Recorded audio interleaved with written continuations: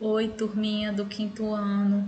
Olha a gente aqui de novo, tá? Relembrando nossa aula de história, continuando a nossa aula de história também, continuando o nosso assunto sobre os povos antigos do Oriente Médio. Lembram que a gente começou isso na aula passada? Eu sou a professora Denise e daremos continuidade a essa aula, tá bom? Peço que vocês peguem o livro, da página 105 a 108, para a gente finalizar esse assunto, viu? Nós vamos ver agora falando sobre outras comunidades mesopotâmicas, que ao longo desse tempo, o controle sobre as prósperas cidades-estado, que era de origem suméria, foi assumido por diferentes povos. Um exemplo disso ocorreu há cerca de 4.300 anos. Nessa época, o funcionário real Sargão tornou-se rei da cidade suméria de Kish. Ele passou a conquistar antigas regiões sumérias, dando origem ao Império Acádio, cuja capital era a cidade de Acade.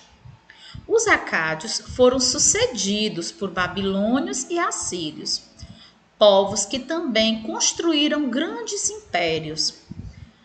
E esse império babilônico, ele ficou marcado pelo Código de Hammurabi. O que era esse Código de Hammurabi? Era um conjunto de leis que era inspirado na frase olho por olho, dente por dente. Por quê? Porque esse código ele estabelecia regras para a vida familiar, as relações de trabalho, o julgamento de crime, entre outros aspectos.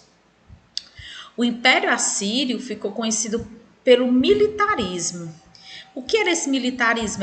Era características de estratégias políticas, né, em que o uso de violência era bastante utilizado para resolver todos esses problemas que afligia no caso onde eles moravam, né?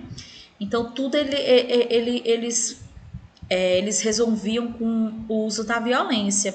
E por conta disso que ficou conhecido como essa frase, olho por olho, dente por dente.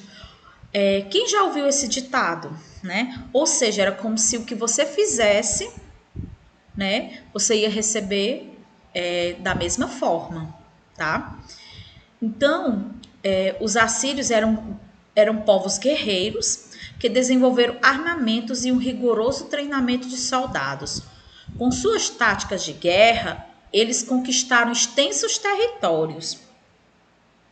Aqui mesmo ó, tem um relevo assírio em pedra, era uma pedra onde eles fizeram um desenho em alto relevo, né? Feito há cerca de 2.700 anos atrás.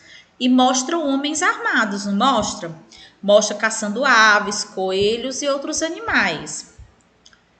Os fenícios, que era outro povo, né?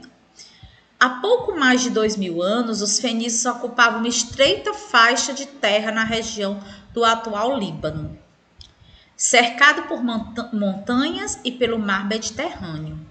Essas condições não favoreciam a agricultura, mas sim atividades como a pesca e o comércio marítimo. Assim, os fenícios começaram a construir embarcações com a madeira de uma árvore que é muito encontrada na região, que era o cedro, né?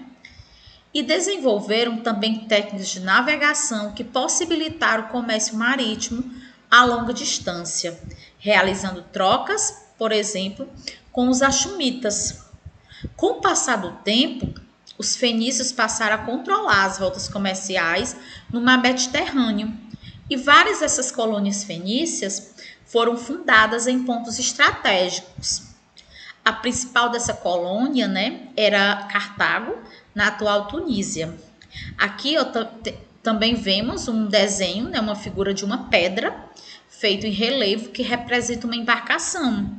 Como naquela época tudo era em pedras, não em paredes, né? Eles fizeram esse desenho, ó, né, nas pedras e representava a embarcação fenícia. Vemos também aqui uma expansão fenícia, que foi cerca de 3.500 a 2.000 anos atrás, 2.300 anos atrás. Ou como essas colônias fenícias se estenderam, né? Aí tem as rotas comerciais marítimas que eles faziam e também as rotas terrestres, tá bom? O alfabeto fenício. Vamos ver aqui o que aqui diz sobre o alfabeto fenício? Os fenícios conheciam as escritas egípcias e cuneiformes. A partir delas, passaram a usar sinais para representações. Cada sinal representava um único som. E ao todo foram criados 22 sinais, que representavam as consoantes. As vogais, eles precisavam ser atribuídas ao leitor. E essa forma de escrever facilitou muitas anotações comerciais. E por sua facilidade, o alfabeto fenício superou a barreira da especialização dos escribas, como exigiu o hieróglifo, né? E a escrita cuneiforme. Houve dessa forma a popularização da escrita. Vocês podem observar nessa figura detalhes, né, desse alfabeto fenício, que foi gravado num sarcófago, né, há cerca de 2.500 anos. E essa ideia foi adotada também por outros povos para escrever suas próprias línguas, como os gregos e os romanos. A partir de então, a adoção do alfabeto na escrita facilitou a comunicação entre diferentes povos. Aqui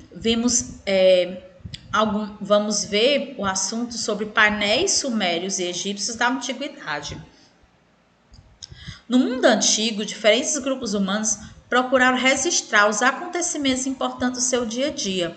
Ou seja, tudo o que acontecia, fosse uma colheita, um ritual religioso ou uma homenagem, eles eram feitos em forma de escultura, ou pintura, ou então os desenhos em pedras, né? As inscrições em pedra. Por meio dessas produções, é possível compreender também parte da história que a gente sabe hoje. Porque se foi há tantos anos, milhares de anos atrás, né? Se não tivesse esses registros, como a gente iria saber, não é isso? Então, esse registro fornece importantes pistas sobre o passado, a cultura e a identidade da sociedade, né? No qual a gente está estudando, que eram os povos do Antigo Oriente Médio. Vamos comparar esses dois painéis produzidos por esses povos antigos? O primeiro faz parte do estandarte de Ur, feito pelos sumérios, e o segundo é uma pintura feita pelos egípcios. Vamos olhar? Aqui nesse primeiro, o painel Paz, né, do estandarte U, foi feito há cerca de 4.600 a 4.400 anos atrás. Representava cenas de celebração e de um pagamento de tributos a um rei sumério. O estandarte foi feito com pedaços de conchas, calcário, lápis, que era uma pedra translúcida de cor azul, e outros materiais, né? E essa figura B é um detalhe de painel pintado de uma tumba, né, do funcionário, há cerca de 3.400 anos atrás, e representava povos conquistados pelos egípcios, também pagando tributos, mas para o faraó, não é isso? Então estamos finalizando o nosso assunto. Eu quero que vocês prestem atenção ao vídeo, tá?